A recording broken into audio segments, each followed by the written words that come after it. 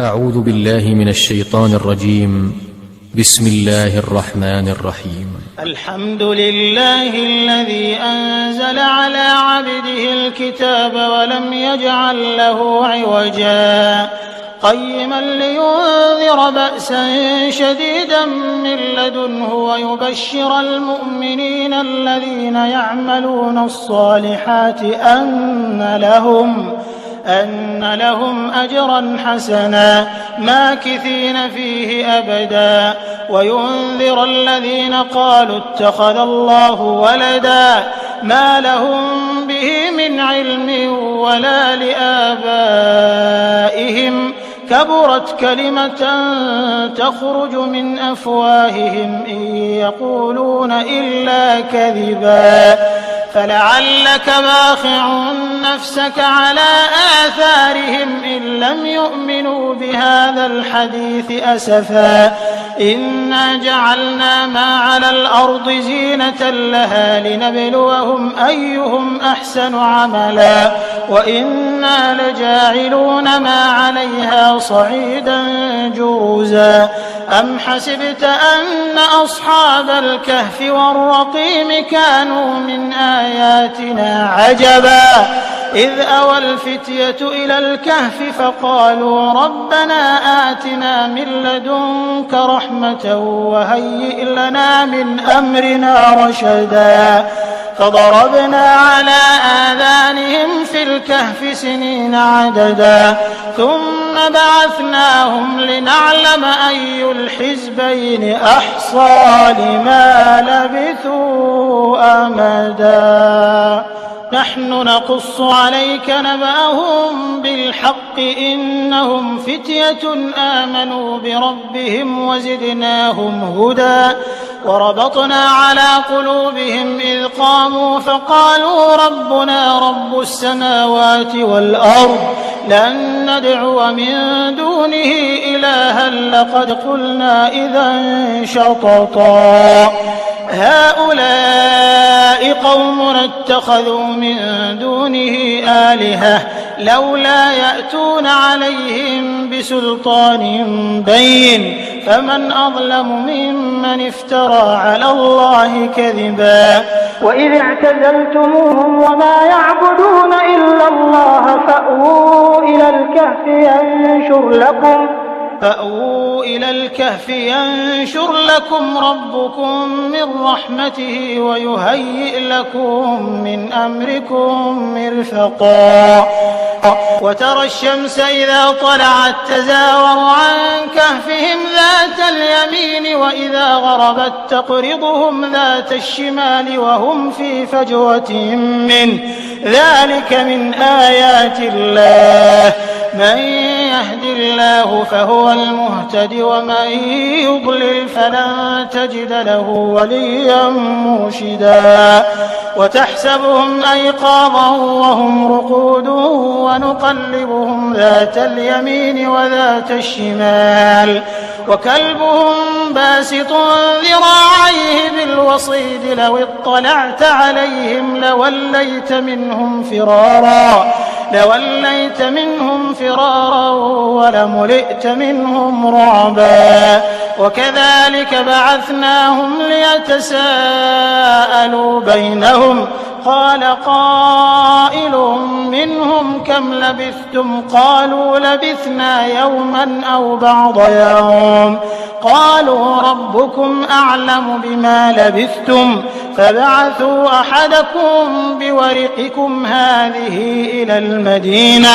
فلينظر أيها أزكى طعاما فليأتكم برزق منه وليتلطف ولا يشعرن بكم أحدا إنهم إن يظهروا عليكم يرجموكم أو يعيدوكم في ملتهم ولن تفلحوا إذا أبدا وكذلك أعثرنا عليهم ليعلموا أن وعد الله حق وأن الساعة لا ريب فيها إذ يتنازعون بينهم أمرهم فقالوا ابنوا عليهم بنيانا ربهم أعلم بهم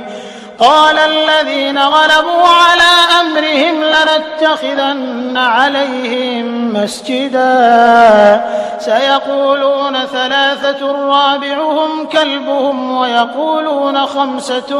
سادسهم كلبهم رجما بالغيب ويقولون 7 وثامنهم كلبهم قل ربي أعلم بعدتهم ما يعلمهم إلا قليل فلا تمار فيهم إلا مراء ظاهرا ولا تستفت فيهم منهم أحدا ولا تقولن لشيء إني فاعل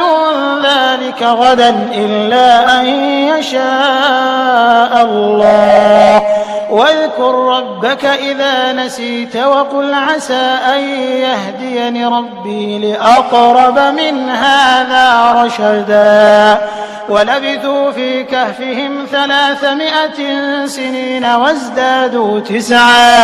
قل الله أعلم بما لبثوا له غيب السماوات والأرض أبصر به وأسمع ما لهم من دونه من ولي ولا يشرك في حكمه أحدا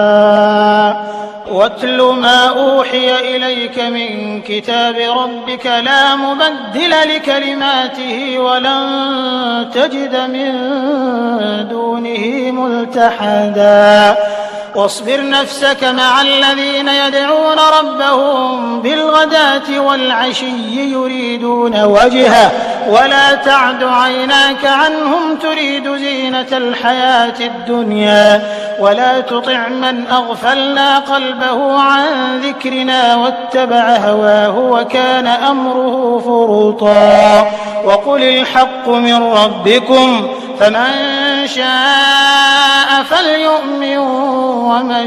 شاء فليكفر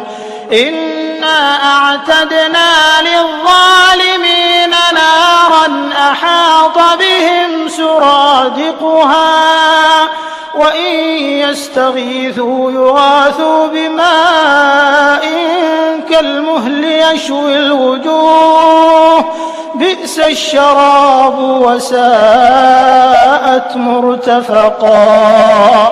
إن الذين آمنوا وعملوا الصالحات إنا لا نضيع أجر من أحسن عملا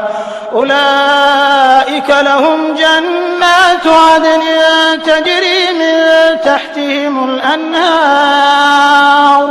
يحلون فيها من أساور من ذهب ويلبسون ثيابا خضرا من سندس واستبرق متكئين فيها على الأرائك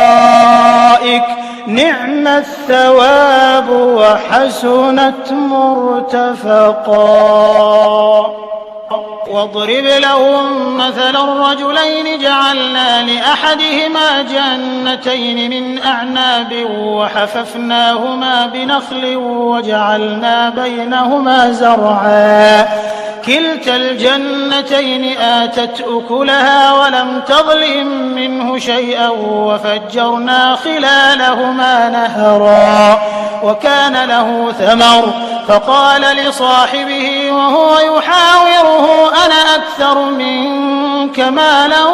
وأعز نفرا ودخل جنته وهو ظالم لنفسه قال ما أظن أن تبيد هذه أبدا وما أظن الساعة قائمة ولئن رددت إلى ربي لأجدن خيرا منها منقلبا قال له صاحبه وهو يحاوره أكفرت بالذي خلقك من تراب ثم من نطفة ثم سواك رجلا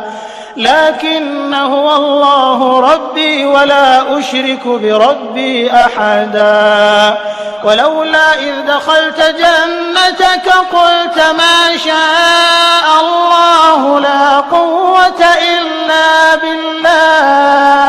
إن ترني أنا أقل منك مالا وولدا فعسى ربي أن يؤتيني خيرا من جنتك ويرسل عليها حسبانا من السماء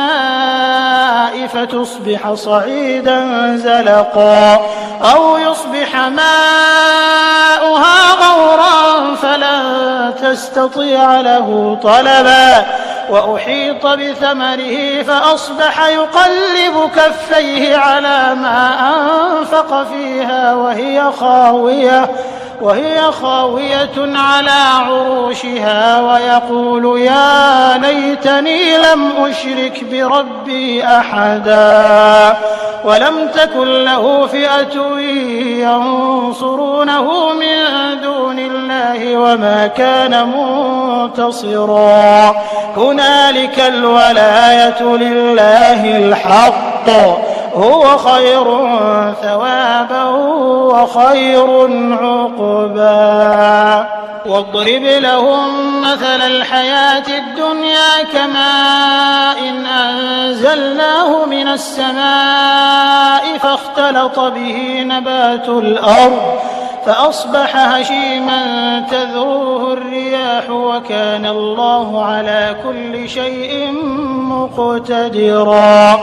المال والبنون زينة الحياة الدنيا والباقيات الصالحات خير عند ربك ثوابا وخير أملا ويوم نسير الجبال وترى الأرض بارزة وحشرناهم فلم نغادر منهم أحدا وعرضوا على ربك صفا لقد جئتمونا كما خلقناكم أول مرة بل زعمتم أن لن نجعل لكم موعدا ووضع الكتاب فترى المجرمين مشفقين مما فيه ويقولون يا ويلتنا ما لهذا الكتاب لا يغادر صغيرة ولا كبيرة إلا أحصاها ووجدوا ما عملوا حاضرا ولا يظلم ربك أحدا وإذ قلنا للملائكة اسجدوا لآدم فسجدوا إلا إبليس كان من الجن ففسق عن أمر ربه أفتتخذونه وذريته أولياء من دوني وهم لكم عدو بئس للظالمين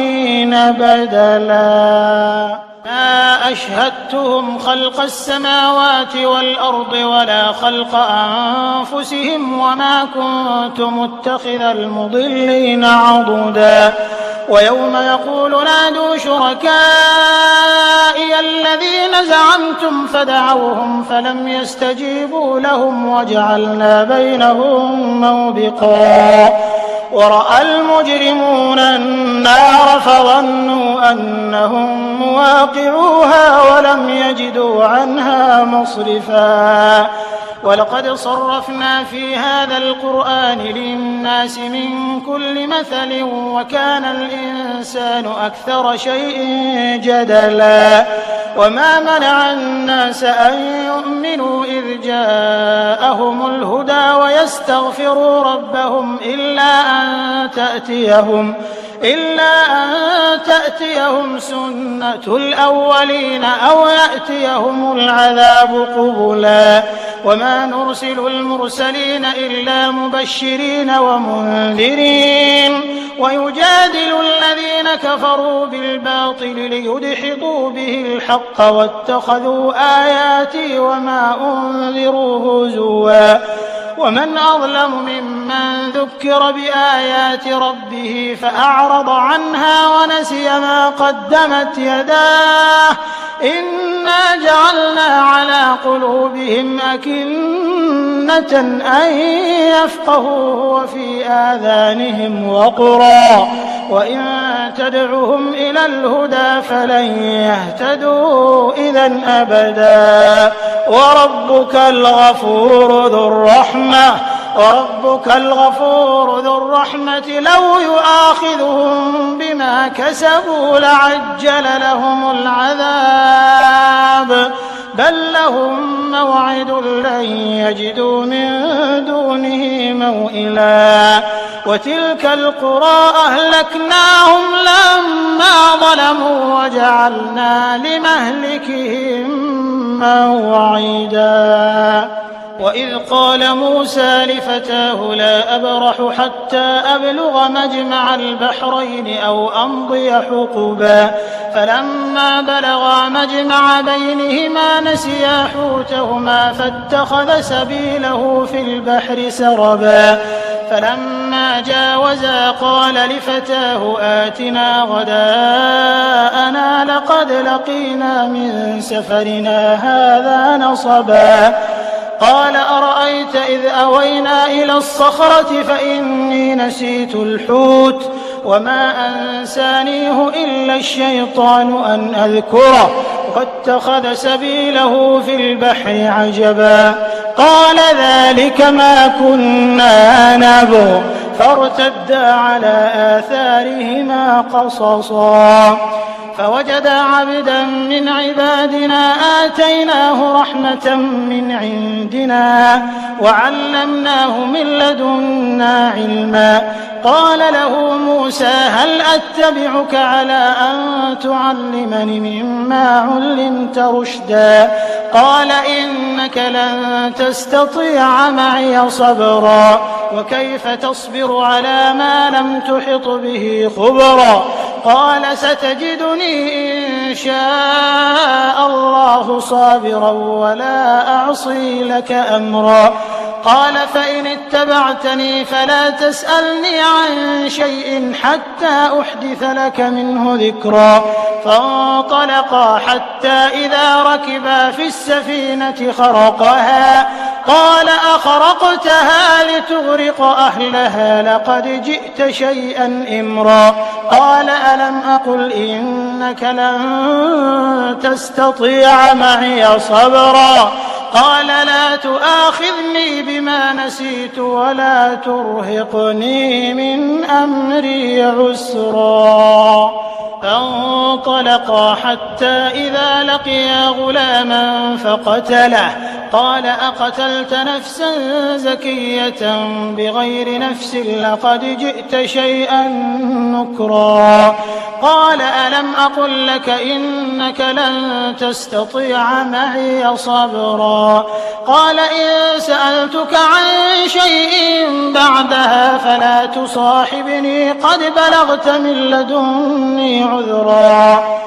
فانطلقا حتى إذا أتيا أهل قرية استطعما أهلها فأبوا أن يضيفوهما فوجدا فيها جدارا يريد أن ينقض فأقامه قال لو شئت لاتخذت عليه أجرا قال هذا فراق بيني وبينك سأنبئك بتأويل ما لم تستطع عليه صبرا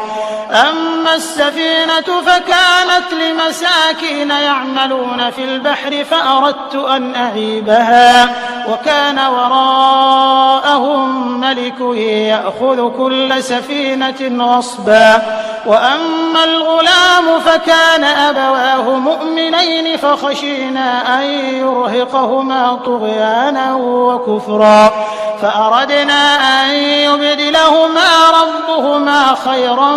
منه زكاة وأقرب رحما وأما الجدار فكان لغلامين يتيمين في المدينة وكان تحته كنز لهما وكان أبوهما صالحا فأراد ربك أن يبلغا أشدهما ويستخرجا كنزهما رحمة من ربك وما فعلته عن أمري ذلك تأويل ما لم تسطع عليه صبرا ويسألونك عن ذي القرنين قل سأتلو عليكم منه ذكرا إنا مكنا له في الأرض وآتيناه من كل شيء سببا فأتبع سببا حتى إذا بلغ مغرب الشمس وجدها تغرب في عين حمئة ووجد عندها قوما قلنا يا ذا القرنين إما أن تعذب وإما أن تتخذ فيهم حسنا قال أما من ظلم فسوف نعذبه ثم يرد إلى ربه فيعذبه عذابا نكرا وأما من آمن وعمل صالحا فله جزاء الحسنى وسنقول له من أمرنا يسرا ثم أتبع سببا حتى إذا بلغ مطلع الشمس وجدها تطلع على قوم لم نجعل لهم من دونها سترا كذلك وقد أحطنا بما لديه خبرا ثم أتبع سببا حتى إذا بلغ بين السدين وجد من دونهما قوما لا يكادون يفقهون قولا قالوا يا ذا القرنين إن يأجوج ومأجوج مفسدون في الأرض فهل نجعل لك خرجا على أن تجعل بيننا وبينهم سدا قال ما مكني فيه ربي خير فأعينوني بقوة أجعل بينكم وبينهم ردما آتوني زبر الحديد حتى إذا ساوى بين الصدفين قال انفخوا حتى إذا جعله نارا قال آتوني أفرغ عليه قطرا فما استطاعوا أن يظهروه وما استطاعوا له نقبا قال هذا رحمة من ربي فإذا جاء وعد ربي جعله دكا وكان وعد ربي حقا وتركنا بعضهم يومئذ يموج في بعض ونفخ في الصور فجمعناهم جمعا وعرضنا جهنم يومئذ للكافرين عرضا الذين كانت أعينهم في غطاء عن ذكري وكانوا لا يستطيعون سمعا أفحسب الذين كفروا أن يتخذوا عبادي من دوني أولياء إنا أعتدنا جهنم للكافرين نزلا قل هل ننبئكم بالأخسرين أعمالا الذين ضل سعيهم في الحياة الدنيا وهم يحسبون أنهم يحسنون صنعا أولئك الذين كفروا بآيات ربهم ولقائه فحبطت أعمالهم فلا نقيم لهم يوم القيامة وزنا ذلك جزاؤهم جهنم بما كفروا واتخذوا آياتي ورسلي هزوا إن الذين آمنوا وعملوا الصالحات كانت لهم جنات الفردوس نزلا خالدين فيها لا يبغون عنها حولا قل لو كان البحر مدادا لكلمات ربي لنفد البحر قبل أن تنفد كلمات ربي ولو جئنا بمثله مددا قل إنما أنا بشر مثلكم يوحى إلي أنما إلهكم إله واحد فمن كان يرجو لقاء ربه فليعمل عملا صالحا ولا يشرك بعبادة ربه أحدا. أعوذ بالله من الشيطان الرجيم.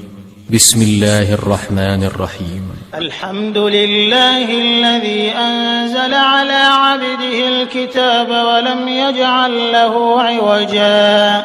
قيما لينذر بأسا شديدا من لدنه ويبشر المؤمنين الذين يعملون الصالحات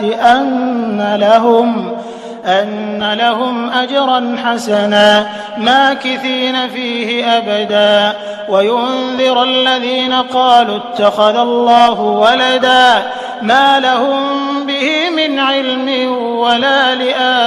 لآبائهم كبرت كلمة تخرج من أفواههم إن يقولون إلا كذبا فلعلك باخع نفسك على آثارهم إن لم يؤمنوا بهذا الحديث أسفا إنا جعلنا ما على الأرض زينة لها لنبلوهم أيهم أحسن عملا وإنا لجاعلون ما عليها صعيدا جرزا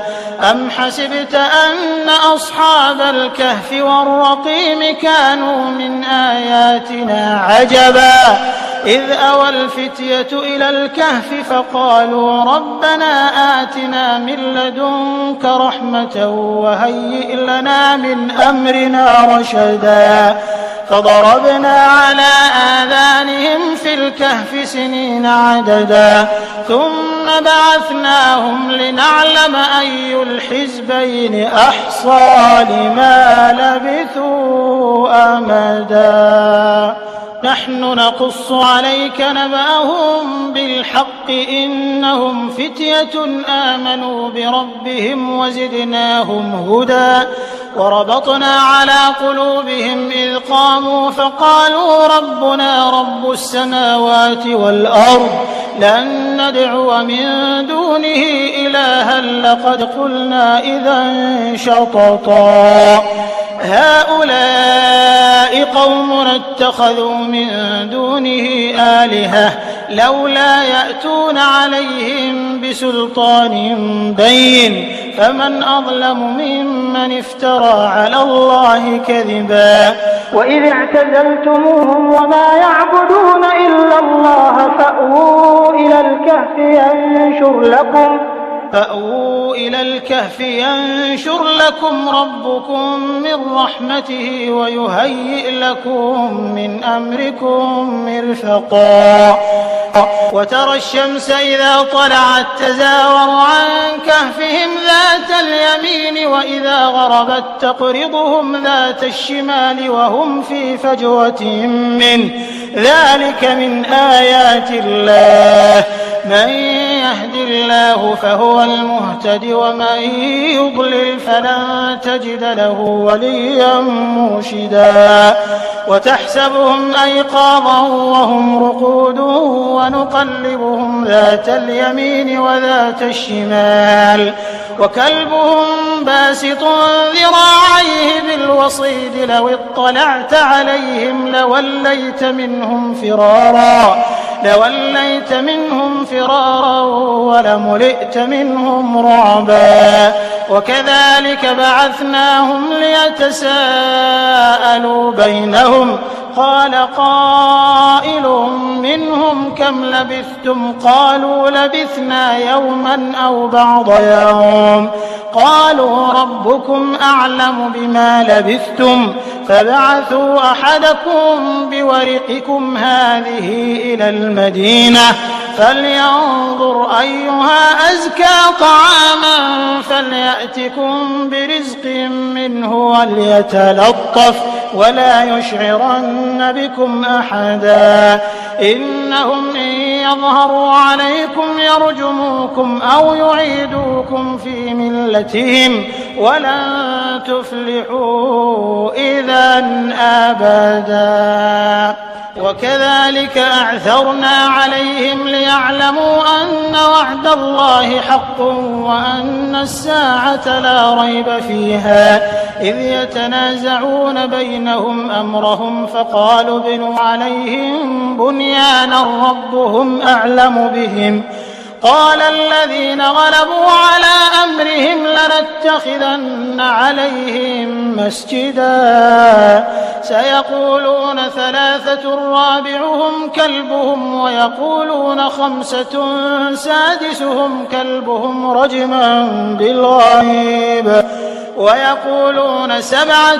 وثامنهم كلبهم قل ربي أعلم بعدتهم ما يعلمهم إلا قليل فلا تمار فيهم إلا مراء ظاهرا ولا تستفت فيهم منهم أحدا ولا تقولن لشيء إني فاعل ذلك غدا إلا أن يشاء الله واذكر ربك إذا نسيت وقل عسى أن يهديني ربي لأقرب من هذا رشدا ولبثوا في كهفهم 300 سنين وازدادوا 9 قل الله أعلم بما لبثوا له غيب السماوات والأرض أبصر به وأسمع ما لهم من دونه من ولي ولا يشرك في حكمه أحدا واتل ما أوحي إليك من كتاب ربك لا مبدل لكلماته ولن تجد من دونه ملتحدا واصبر نفسك مع الذين يدعون ربهم بالغداة والعشي يريدون وجهه ولا تعد عيناك